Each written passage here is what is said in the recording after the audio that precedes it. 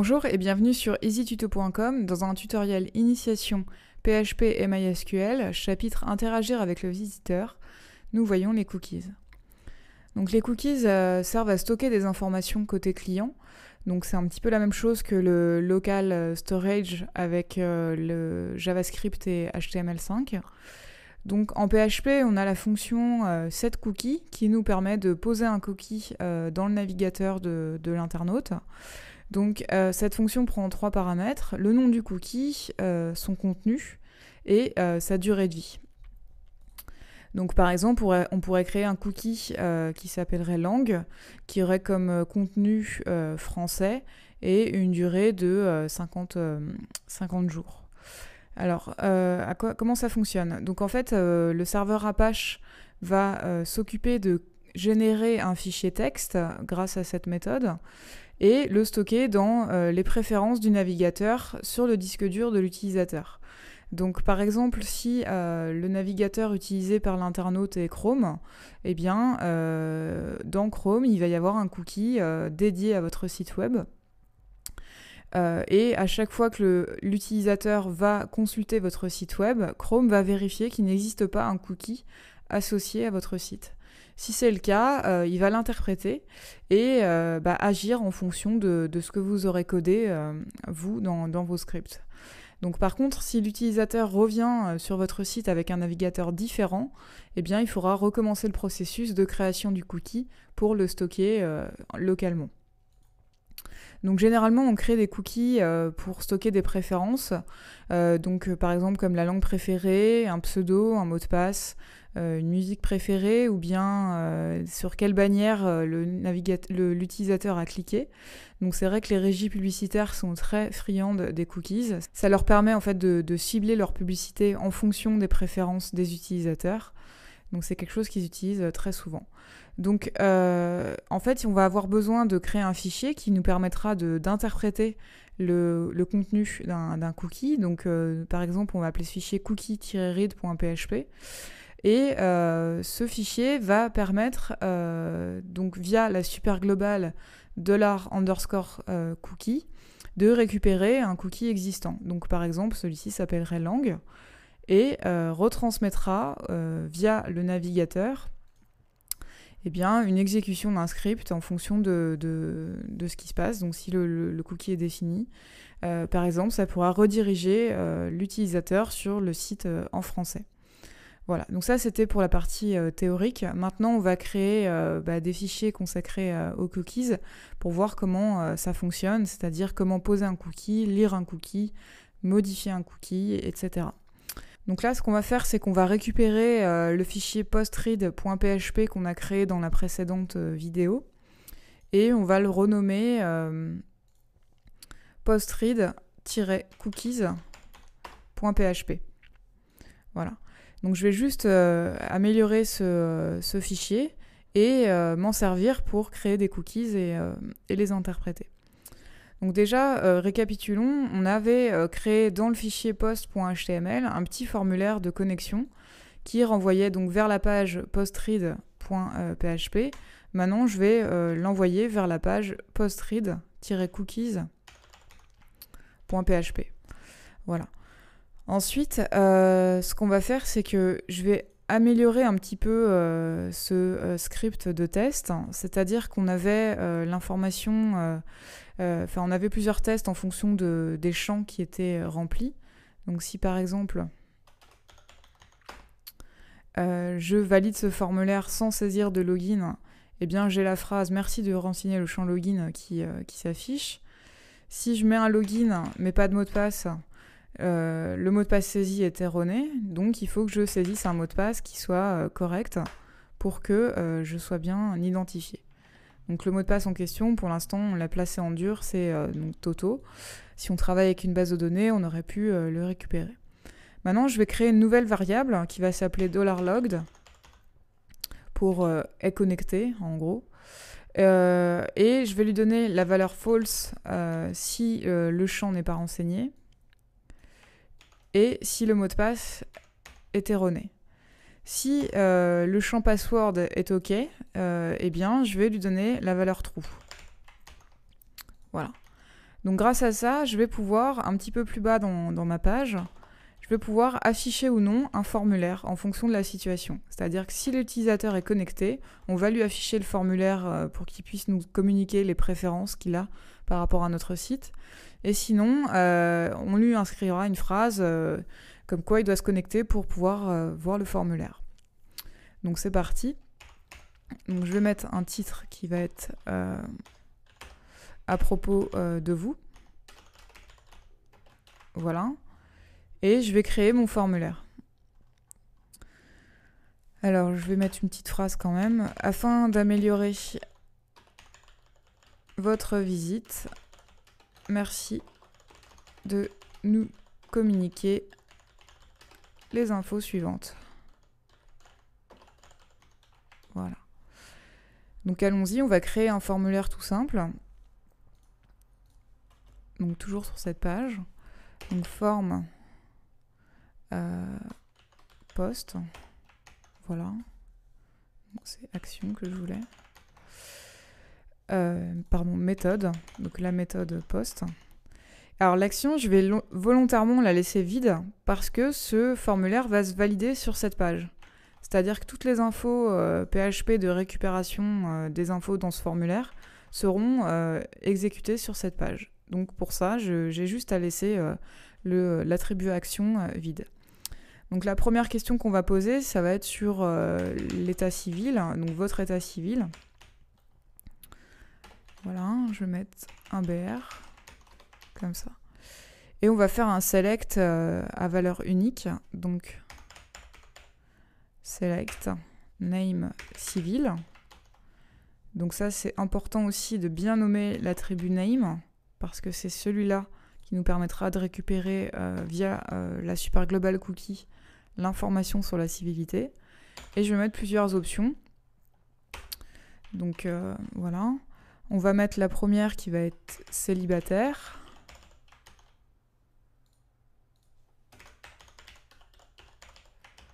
Voilà. Après, on va mettre la seconde qui va être mariée. Donc je ne mets pas d'accent volontairement pour pas avoir de bug. Voilà. Ensuite, divorcé.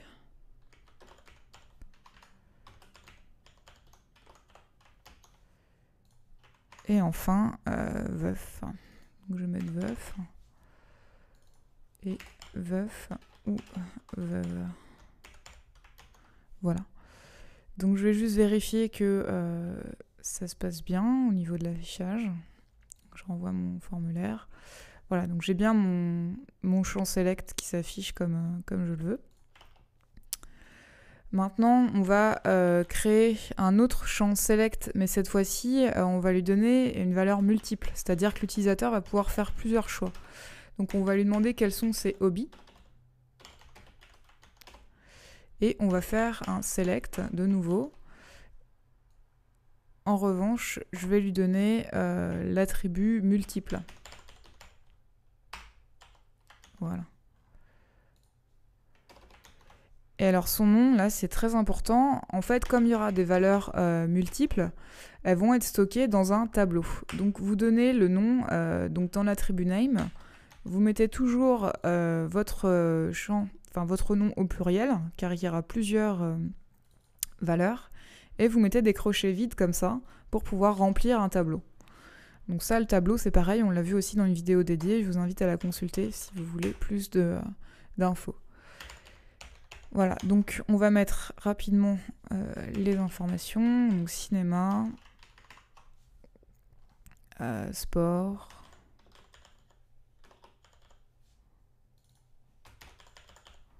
voilà, ensuite théâtre,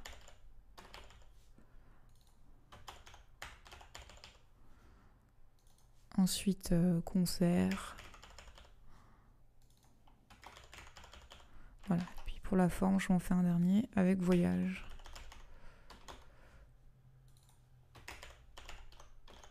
Voilà, puis on va mettre ça. Ok, donc voilà, ça c'était pour notre deuxième select. Je vais les séparer avec une balise BR. Idem ici. Voilà, et maintenant ce qui nous manque, eh ben, c'est un bouton submit.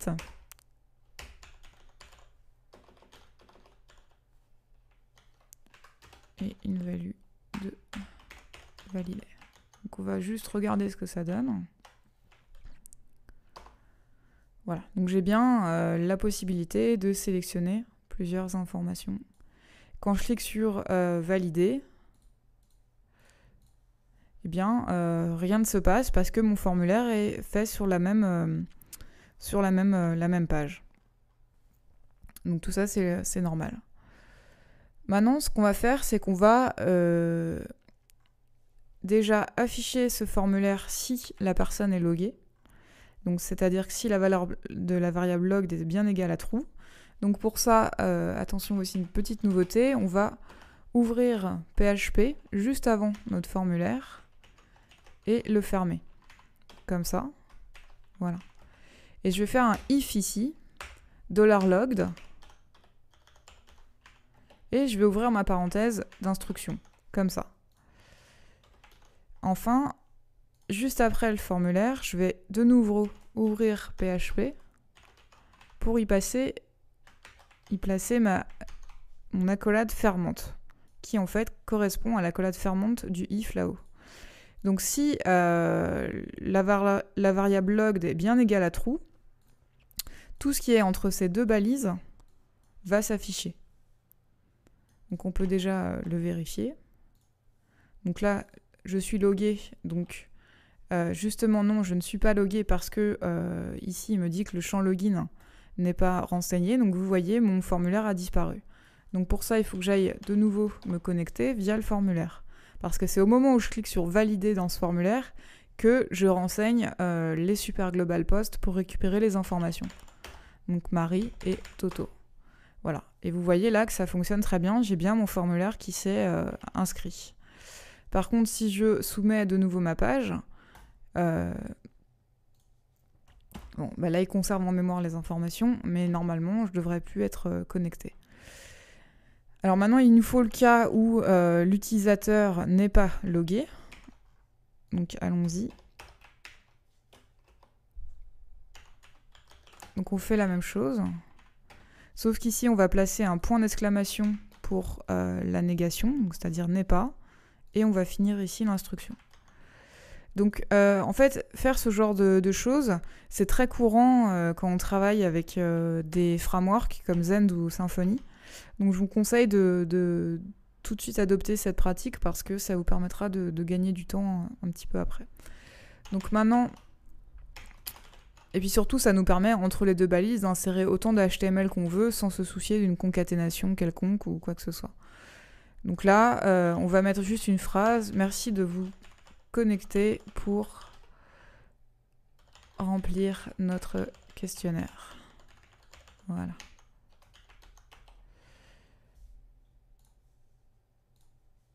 Donc là, je vais volontairement... Voilà, donc j'ai volontairement pas mis de mot de passe. Donc du coup, j'ai bien l'info. Merci de vous connecter pour remplir notre questionnaire. Donc ça, jusqu'ici, bah, tout fonctionne bien. On va pouvoir passer à la récupération donc de ces informations dans des cookies. Donc allons-y.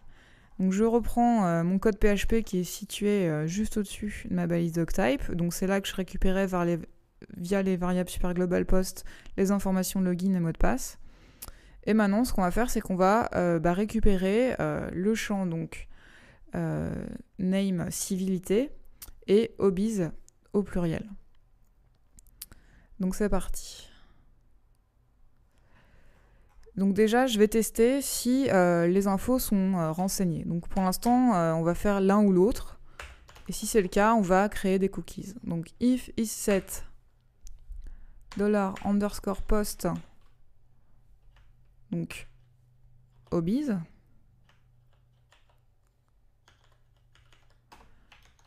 Parce qu'on est d'accord, dans ce formulaire, j'ai bien une méthode post. Donc je peux utiliser la variable super global post. Ou bien, donc, souvenez-vous, on place les deux barres. isSet $_post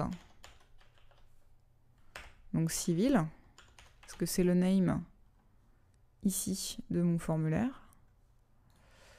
Donc si l'un ou l'autre est renseigné, eh bien on exécute la création d'un cookie. Donc on va d'abord faire le cookie civil, donc 7 cookies. Donc ça, c'est la méthode pour créer un cookies. Donc le premier paramètre de cette fonction, ça va être le nom du cookies. Donc on va mettre civil. Le second paramètre, ça va être sa valeur. Donc pour ça, tout simplement, je vais lui placer ce que j'ai dans la super global post. Et enfin, le troisième paramètre, c'est la durée de vie du cookies. C'est-à-dire qu'au bout d'un certain temps, le navigateur va automatiquement le supprimer. Donc pour ça, on a une méthode en fait pour le faire.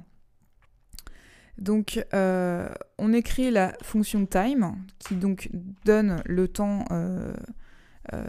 place une durée de temps à partir de maintenant, plus, entre parenthèses, on fait un calcul. Donc il y a 60 secondes dans une minute. Donc ensuite on va le multiplier par 60 minutes dans une heure. Voilà. Et 24 heures dans une journée.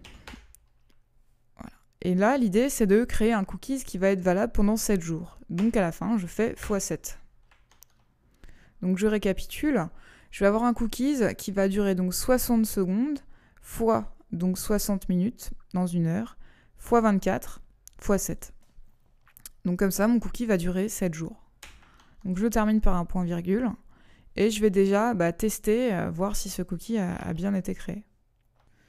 Donc je vais remplir mon formulaire, donc je vais mettre marié par exemple. Et c'est sûr qu'au moment où je vais valider, je ne vais plus être connecté parce qu'il ne va plus être capable de récupérer mon login et mon mot de passe. Donc ça, on le verra, comment régler ce problème grâce aux sessions. Donc là, pour l'instant, c'est pas grave. Je vais cliquer sur valider. Donc mon formulaire disparaît, donc c'est normal. Mais déjà, je vais vérifier que mon cookies a bien été créé. Donc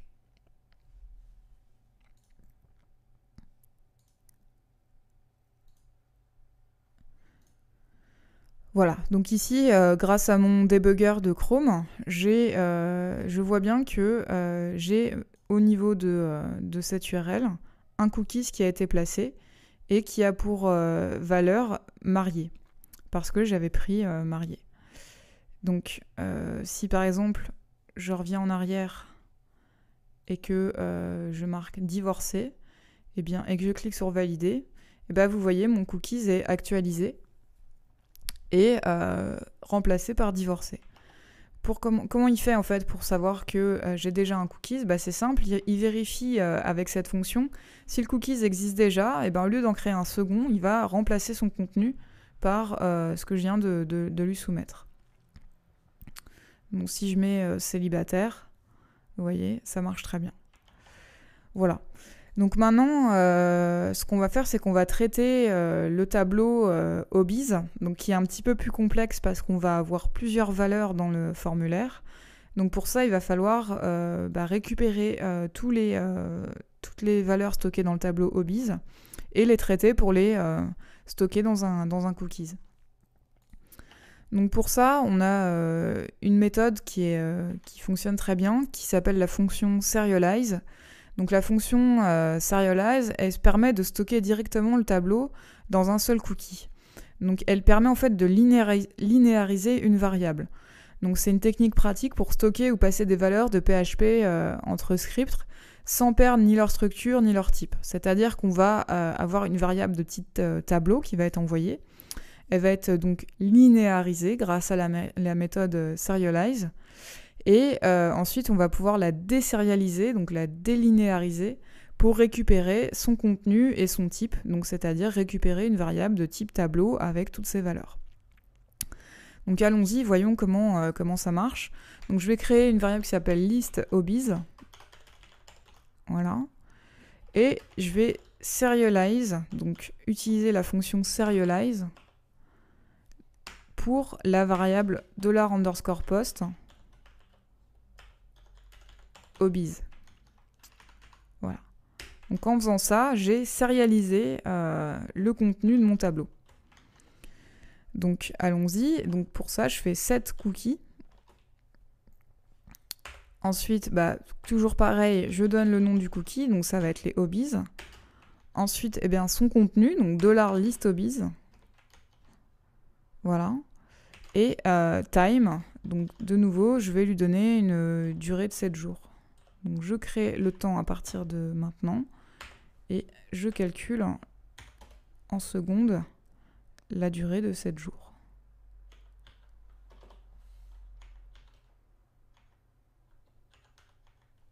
Voilà.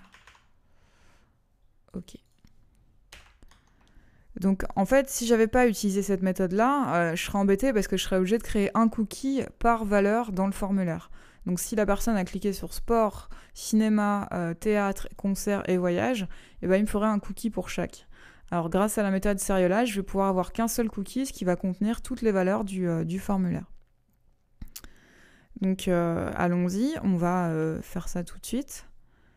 Donc je vais revenir en arrière, voilà. Donc je prends toujours marié pour vérifier que ma première va bien marcher. Et puis je vais prendre plusieurs valeurs. Voilà, je vais volontairement pas prendre voyage pour voir ce que ça donne.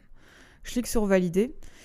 Et vous voyez ici, eh ben, j'ai en fait, donc on ne le voit pas très bien, mais j'ai des caractères spéciaux, plus la valeur cinéma, plus etc. Donc c'est pas très simple de voir là. Je vais aller voir ici si c'est un petit peu plus clair.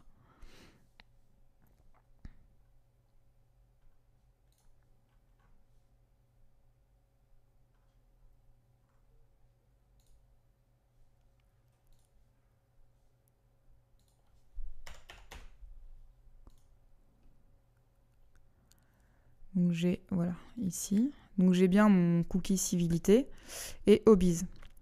Et donc quand vous voyez, en fait, j'ai les hobbies qui sont sérialisés. Donc on reconnaît ici cinéma, théâtre, concert, etc. Donc tout ce que j'ai coché au moment de la validation du formulaire. Alors vous me direz très bien, mais comment on fait pour récupérer cette info et surtout la rendre lisible? Parce que c'est vraiment pas lisible cette méthode. Et ben pour ça c'est très simple, il suffit de, on va déjà faire un printer du tableau. Donc pour ça on utilise unserialize et on lui passe la chaîne de caractères list hobbies. Voilà, parce qu'en fait ça permet de stocker en chaîne de caractères un tableau. Donc on va le désérialiser et lui donner, l'utiliser grâce à la méthode de debug printer pour voir le tableau. Donc allons-y.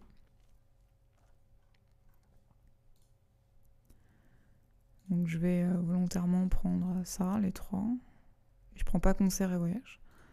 Donc je valide. Et vous voyez, j'ai bien ici les trois qui sont stockés. Donc j'ai j'ai cinéma à l'indice 0 de mon tableau, sport, etc. Donc vous voyez, j'ai bien récupéré grâce à unserialize ma variable hobbies sous forme de tableau. Voilà. Maintenant, on va apprendre à utiliser un cookies. Donc, par exemple, ce qu'on va faire, c'est que si le visiteur a sélectionné célibataire dans son statut, on va lui afficher une publicité pour Mythique, par exemple. Donc pour ça, on va récupérer la valeur du cookies civilité. Donc on va faire quelque chose comme ça. Donc isSet. Et cette fois-ci, on va faire $_ cookie, donc la super variable cookie, et celle qui s'appelle civil. Donc si elle est définie, tu stockes son contenu dans la variable civil. Voilà. Sinon, tu ne stockes rien. Voilà, donc maintenant il nous reste juste à faire un petit test en bas. On va tout simplement afficher la publicité ici. Donc là je l'ai préparé. Donc si la personne a choisi civilité célibataire dans son formulaire, ça va afficher cette publicité. Voilà. Donc si c'est pas le cas, rien ne va s'afficher. Donc on va pour l'instant actualiser la page. Voilà, donc là pour l'instant elle ne s'affiche pas. Et je vais écrire mon petit test tout en bas. Donc ce sera tout simplement if $civil, donc la variable $civil est égale à célibataire. Eh bien on fait un echo, guillemets simple, Et je vais copier-coller le code que j'ai récupéré sur Dailymotion de la publicité. Voilà. Donc voilà, donc si civil et célibataire est renseigné dans... Si célibataire est renseigné dans la variable civile, alors tu affiches cette vidéo. Donc ce qu'on va faire, c'est qu'on va remplir de nouveau le formulaire et si célibataire est coché, on va afficher la vidéo. Donc pour ça, il va d'abord falloir que je supprime le cookies pour pas avoir de cache gênant. Voilà, je vais juste... Et je vais revenir ici. Et je vais prendre d'abord le statut divorcé pour vérifier que rien ne s'affiche. Donc vous me direz que divorcé pourrait aussi coller. Donc je vais faire ça en fait. Je vais faire ou $civil est égal à divorcé. Voilà, donc dans les deux cas en fait ça va afficher. Alors, je vais supprimer mon cache. Enfin, le cookies en cache. Voilà. Et je vais prendre marié. Donc, je valide. Voilà, donc rien ne s'affiche. Je vais supprimer le cookies et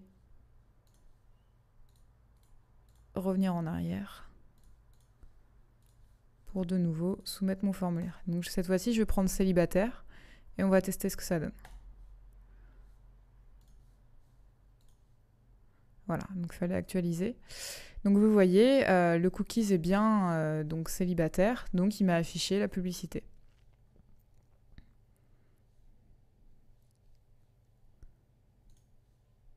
Voilà. Et au passage, vous voyez que Dailymotion a également posé des tas de cookies dans notre navigateur. Donc vous voyez comment ça se passe. Voilà, donc la vidéo fonctionne, il n'y a pas de problème. Je vous remercie pour votre attention et puis je vous dis à bientôt pour un nouveau tutoriel.